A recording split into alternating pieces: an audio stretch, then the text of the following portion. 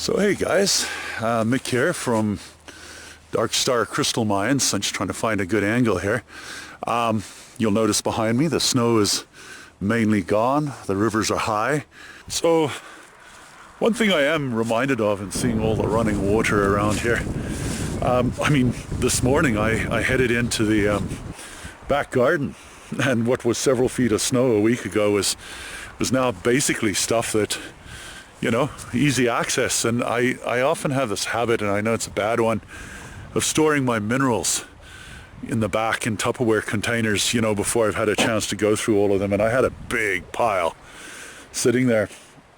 And so I guess it reminded me of what amazing stuff, I mean amazing stuff coming out of the Bear Lake area. And wow, I mean, you can just see like world-class kind of specimens that were, you know, that can be found in that area, right? So what you see is basically what we've harvested from the old Bear Lake diggings. What I'm cleaning up right now. I've literally had it 20 years and I've never actually cleaned the stuff properly. But yeah, we're cleaning it up, and this is kind of stuff you're finding, right? I mean, museums across the world have stuff from Bear Lake, enormous, beautiful feldspars, titanites, pyroxenites, zircons, giant-sized apatites, all of these things. This is Bear Lake material. If you're an Ontario mineral collector, you've not collected minerals until you've collected from the calcium vein dike fissures. I mean, there are other examples around where they're kind of tapped out. You go there, I mean, everybody's had a go at the place. Titanite Hill being an example. I mean, it's still a nice place, the Smart Mine, but this is absolutely virgin territory, what we've got. You pick your fissure, go at it, you're the first one going into it usually, right? Schickler, I mean, there's another example. Sadly, you know, there's been a lot of traffic going through there, so you're not finding what was found, say, 30 years ago. But where we are, brand new. And I dug this out. Yeah. I would have stopped at the moss. Really, eh? Yep. Look, the walls are nothing there. Yep. I would have completely walked away from. I actually walked away from it, and Jeff found those too. Yeah. And then I come. Okay, so that's the iron out going in. Not too much, but enough to get it bubbling. Wearing the appropriate PPE. Back a bit. Stir it up. Okay.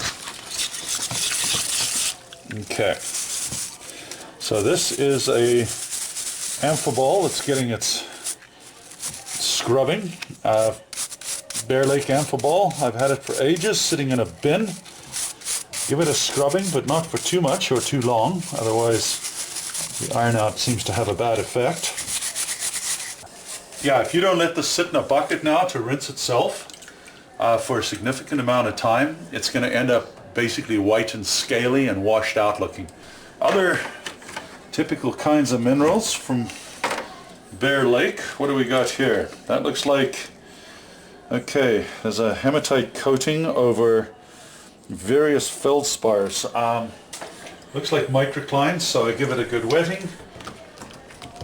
Put it in and give it a, so it only looks like the top there that I've got there, but it looks like some pretty nice crystals. Give it a good once over here. Can you have a look? Yeah. So you can see that, okay, you can see the, that's clearly amphibole coming out of there. The pyroxene is much more square. The small stuff here, that's the feldspar. You got some bigger crystals there. So anybody sees anything they like, they want to buy, shoot me an offer on our website there on the email. Send an offer, and we can talk about it, right? If you see something you want, because as I say, pretty well everything we've got is for sale. Not everything. I mean, there's a few things we keep. Now, oh, geez, this stuff's a mess. Got leaves all over it and spider webs and who knows what else. So, wet it off, and then let it sit there for a second, and the iron out. Now, if you use acid on this, that'll absolutely destroy it. Especially as there seems to be a A lot of apatite crystals. Yeah, it is. There's some pretty seriously corroded crystals in here as well. Like these are heavily corroded. They look to be possibly pyroxenites, heavily corroded because they've been sitting underneath the water table. So when any stuff coming from beneath the water table, unlikely to be as good as stuff that would say be on the side of a hill. If you're taking minerals out from the side of a hill, generally speaking, they're going to be in much better condition, and we've found that on our dark star claim as well. Same kind of idea. Is that because they drain? Yeah, because if it's on the side of a hill, the fissures drain quite quickly. So at this time of year, we expect all of the fissures will be full, and I would say by next weekend, not this coming weekend, but next weekend, we're probably going to be on our claim already, looking for fissures, marking out fissures for visiting mineral clubs, that kind of thing. So I dip it, and this I'm hoping really does clean up well. It's fractured in a few locations, so that is something to keep in mind. But again, if it doesn't survive the scrubbing, it won't survive the being sent in the mail either to whoever would want to buy it. But again, you can see, I'm thinking when it gets a lot cleaner, I can already see it getting cleaner. You'll be able to see the sheen better in the direct sunlight. You're gonna, see what I mean? When I said there's some cracks and what have you, I just knocked off a piece, right? But again, it wasn't meant to be. So you can kind of see on, this is that big feldspar piece I was cleaning, you can just see the peristirite sort of shining on certain edges there. I'll just try and turn it around here in the sunlight a little bit to see if you can get it. Oh, there's a bit.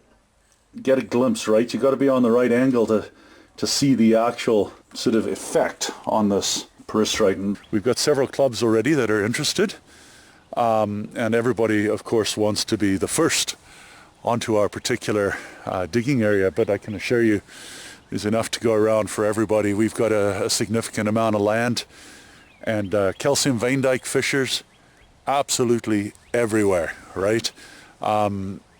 There's no shortage of minerals. We are within a stone's throw of Bear Lake, the old Bear Lake diggings, and as a result, we share the same geology. So if you've ever heard of Bear Lake, this is Bear Lake too, right?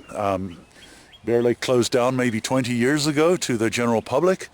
You can now experience that for yourself firsthand. I get the wish to be first, but again, don't sweat if you're not first. We have, where is it? We are basically able to accommodate from June onwards, I believe. Any day at all is fine from June onwards. June, July, August, September, October. Those are the months that we will entertain clubs coming up. And as I say, it's not just a weekend. We're fine with any day at all. You let us know. $60 a head. At least 10 members to make it worthwhile for us to be on that site, although we probably will be on the site anyway most of the time. We have a lot of assessment work to do and so forth. So yeah, we'll offer a safety briefing. We'll give a brief educational talk, and then from there you've got 9 hours of your own time in various fissures, digging and extracting world-class minerals. We're talking titanite, amphibole, apatite, pyroxenite, the kind of things you would typically find in a vein dyke fissure. But again, this is Bear Lake area, and it's phenomenal stuff. We're not just talking average stuff. Feldspars, all kinds of feldspars, monazite, rarer, more unusual things. We found zircons. There's a lot of sort of fissures that leading underground. That's one thing we can't do. People can't go underground. It is dangerous. We've had a collapse in the recent past, towards the end of last year. So again, there are certain safety rules. You have to come with your boots, the equipment and so forth, but that'll all be in the contact with the emails.